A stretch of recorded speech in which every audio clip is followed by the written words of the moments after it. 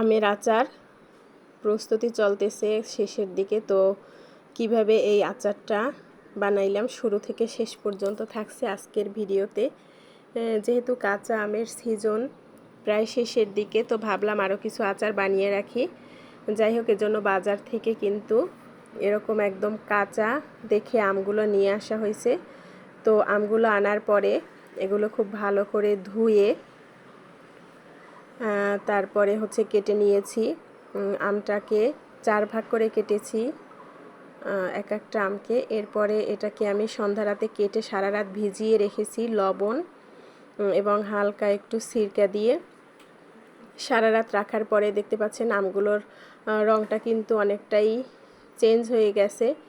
এই যে সেই সবুজ রঙটা আর নাই, একটু একটু বাদামি রং ধারণ করছে।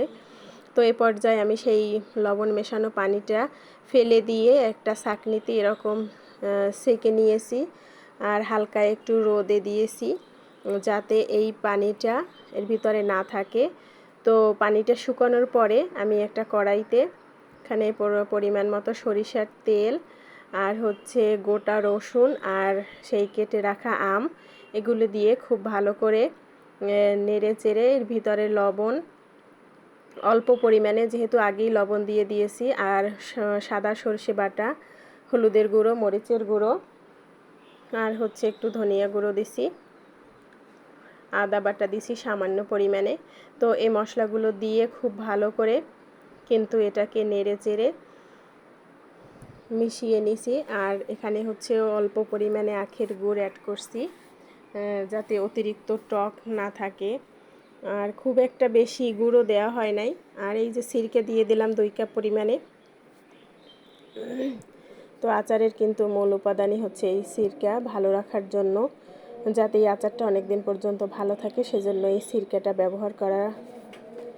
যাই হোক, আচারটা কিন্তু একদম সিদ্ধ হবে সেই পর্যন্ত নাড়াচাড়া করতে হবে। সাথে আমি ঝালের জন্য অ্যাড করছি শুকনো টালা মরিচ।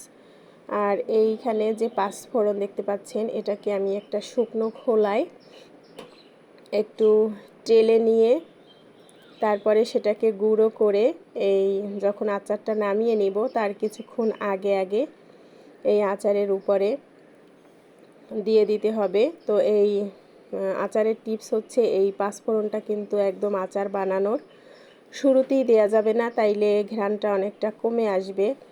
তো আচারটা যখন চুলা থেকে নামিয়ে নেব তো তার কিছু আগে এরকম অ্যাড করতে হবে। এই রেসিপিটা যার ভালো লাগলো অবশ্যই লাইক কমেন্ট করবেন। ধন্যবাদ সবাইকে।